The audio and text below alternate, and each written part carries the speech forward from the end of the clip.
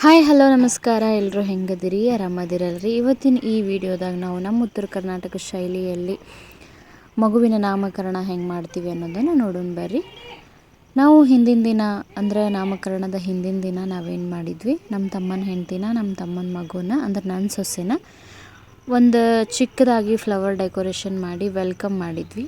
ನೋಡಿರಿ, ನಮ್ಮ ಮನೆಯ ಲಕ್ಷ್ಮಿನ ಈ ರೀತಿಯಾಗಿ ಅವಳ ಪುಟ್ ಪ್ರಿಂಟ್ನ ತೊಗೊಂಡ್ವಿ ನೆನಪಿಗೋಸ್ಕರ ಅಂಥೇಳಿ. ಈ ರೀತಿಯಾಗಿ ಡೆಕೋರೇಷನ್ ಮಾಡಿ ಅವಳ ಪುಟ್ ಪ್ರಿಂಟ್ ತೊಗೊಂಡು ಅವ್ರನ್ನ ವೆಲ್ಕಮ್ ಮಾಡಿದ್ವಿ. ವೆಲ್ಕಮ್ ಮಾಡೋದ್ರ ಜೊತೆಗೆ ಅವಳಿಗೆ 1 ಮಂತ್ ಕಂಪ್ಲೀಟ್ ಆಗೋದ್ರಲ್ಲಿತ್ತು. ಹಾಗಾಗಿ ಅದೇ ಡೆಕೋರೇಷನಲ್ಲಿ 1 ಮಂತ್ ಕಂಪ್ಲೀಟ್ ಅಂಥೇಳಿ ಫ್ಲವರ್ ಡೆಕೋರೇಷನಿಂದ ಮಾಡಿ ಅವಳ ಫೋಟೋ ಕೂಡ ತೆಗೆದ್ವಿ.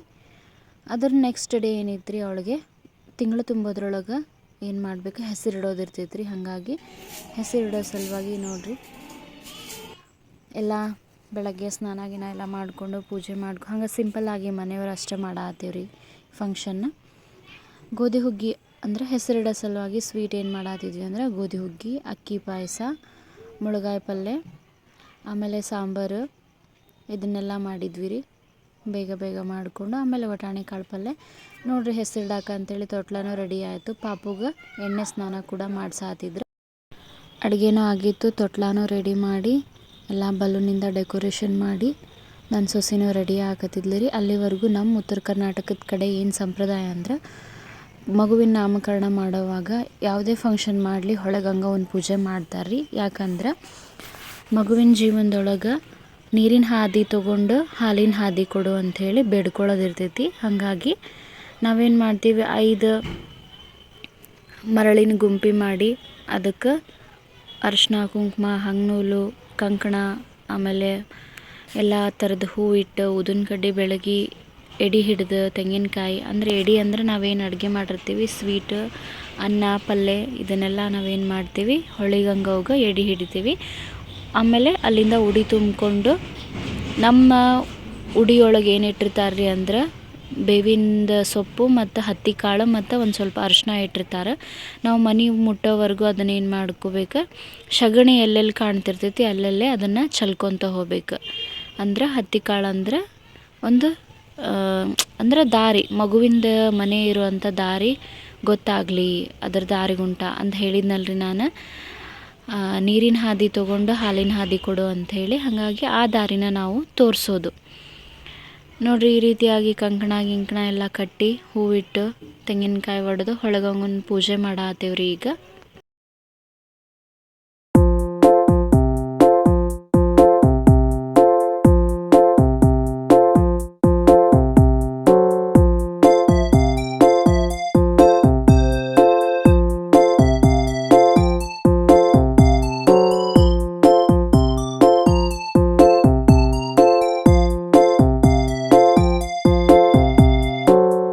ಈ ರೀತಿಯಾಗಿ ನಾವು ಹೊಳೆಗಂಗವ್ವನ್ನ ಪೂಜೆ ಮಾಡ್ತೀವಿ. ಯಾವುದೇ ಶುಭ ಕಾರ್ಯ ನಡೀಲಿ ನಾವು ಮೊದಲು ಮಾಡೋದು ಹೊಳೆಗಂಗವ್ವನ ಪೂಜೆ. ಮದುವೆ ಇರಲಿ, ಯಾವುದೇ ನಾಮಕರಣ ಇರಲಿ, ಯಾವುದೇ ಪೂಜೆ ಇರಲಿ, ಮನೆ ಗೃಹ ಪ್ರವೇಶ ಇರಲಿ, ಏನೇ ಇರಲಿ ತುಂಬಿದ ಕೊಡಾನ ತುಂಬ್ಕೊಂಡು ಬಂದು ಪೂಜೆ ಮಾಡ್ತೀವ್ರಿ. ನಾವೀಗೇನು ಹೊಳೆಗಂಗವ್ವನ್ನ ಪೂಜೆ ಮಾಡಿ ಆ ತುಂಬಿದ ಕೊಡಾನ ತುಂಬ್ಕೊಂಡು ಬರ್ತೇವಲ್ರಿ, ಆ ತುಂಬಿದಂಥ ಕೊಡಾನ ತೊಟ್ಲು ಕೆಳಗಿಟ್ಟು ಪೂಜೆ ಮಾಡಿ ಸಾಯಂಕಾಲ ಅಥವಾ ಅದರ ನೆಕ್ಸ್ಟ್ ಡೇ ಏನು ಮಾಡ್ತೀವ್ರಿ, ಅದೇ ನೀರನ್ನ ಕಾಸಿ ಬೆರಿಕಿಲ್ದಂಗೆ ಅಂತ ಕರಿತೇವ್ರಿ ನಮಗೆ. ಅಂದ್ರೆ ತಣ್ಣೀರು ಮಿಕ್ಸ್ ಮಾಡಲಿಲ್ದಂಗೆ ಆ ನೀರನ್ನ ಕಾಸಿ ಪಾಪುಗೆ ಎರಿಬೇಕ್ರಿ. ಅಂದ್ರೆ ಅದ ಹೇಳಿದ್ವಲ್ರಿ, ಹೊಳೆಗಂಗವ್ವನ ಪೂಜೆ ಪೂಜೆ ಮಾಡಿದಂಥ ಆಶೀರ್ವಾದ ಆ ಮಗುವಿಗೆ ಸಿಗಲಿ ಅಂತೇಳಿ ಪಾಪುಗೆ ಎರಿತೇವ್ರಿ.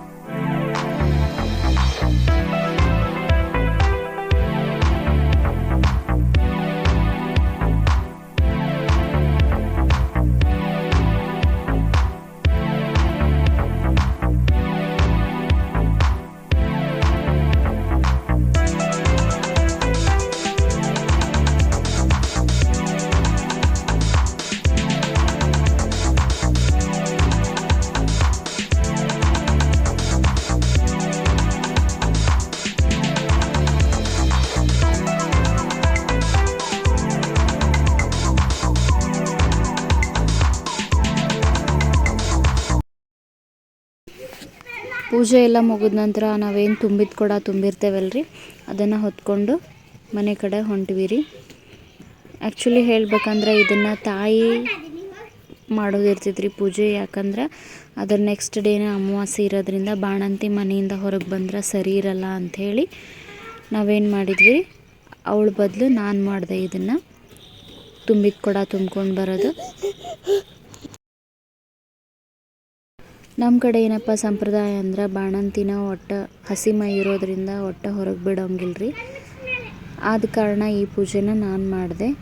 ನೋಡಿರಿ, ನಾ ಹೇಳಿದ್ನಲ್ರಿ, ನಮ್ಮ ಉಡಿಯೊಳಗೆ ಬೇವಿನ ಸೊಪ್ಪು, ಅರಿಶಿನ ಪುಡಿ ಮತ್ತು ಹತ್ತಿ ಕಾಳು ಹಾಕಿರ್ತಾರೆ. ಅವನ್ನ ನಾವು ಮನೆಗುಂಟ ಎಲ್ಲಿ ನಮಗೆ ಸಗಣಿ ಅಥವಾ ಆಕಳ ಸಗಣಿ, ಎಮ್ಮೆ ಸಗಣಿ ಎಲ್ಲಿ ಕಾಣಿಸ್ತೈತಲ್ರಿ ಅಲ್ಲಿವರೆಗೂ ನಾವೇನು ಮಾಡಬೇಕು, ಆ ಕಾಳನ್ನ ಬೇವಿನ ಸೊಪ್ಪನ್ನ ಉದುರಿಸ್ಕೊತ ಬರಬೇಕು. ಈಗ ನೋಡಿರಿ, ಮನೆಗೆ ಬಂದ್ವಿ. ಮನೆಗೆ ಬಂದಿಂದ ಬಾಣಂತಿ ಏನು ಮಾಡ್ತಾರೆ, ಪೂಜೆ ಮಾಡಿ ಆ ಕೊಡಾನ ಒಳಗೆ ತೊಗೊತಾರೆ.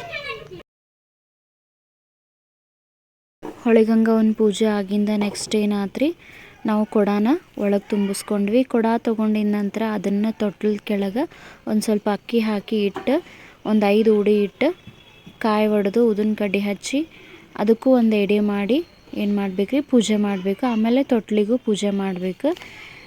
ಈ ರೀತಿಯಾಗಿ ನಮ್ಮ ಉತ್ತರ ಕರ್ನಾಟಕದ ಕಡೆ ಹೊಳೆಗಂಗವನ ಪೂಜೆ ಮಾಡ್ತಾರೆ. ಇನ್ನು ಮುಂದೆ ನಮ್ಮ ಕಡೆ ಏನೇನು ಪದ್ಧತಿ ಐತಿ, ಹೆಸರುಡೆ ಮುಂದೆ ಹೆಂಗೆ ಮಾಡ್ತೀವಿ, ತಂದೆ ಏನೇನು ಕೊಡಬೇಕು, ಮಗಳು ನೋಡುವಾಗ ಯಾವ ರೀತಿ ಪೂಜೆ ಮಾಡ್ತೀವಿ ಅನ್ನೋದನ್ನು ನೆಕ್ಸ್ಟ್ ವಿಡಿಯೋದಲ್ಲಿ ಹಾಕ್ತೀನಿ. ಅಲ್ಲಿವರೆಗೂ ಈ ಕಿರುನಾಮಕರಣದ ಹೊಳೆಗಂಗವನ ಪೂಜೆ ಇಷ್ಟವಾಗಿದ್ದರೆ ಲೈಕ್ ಮಾಡಿರಿ, ಶೇರ್ ಮಾಡಿ, ಕಮೆಂಟ್ ಮಾಡಿ ಹಾಗೂ ಸಬ್ಸ್ಕ್ರೈಬ್ ಮಾಡಿ. Thank you.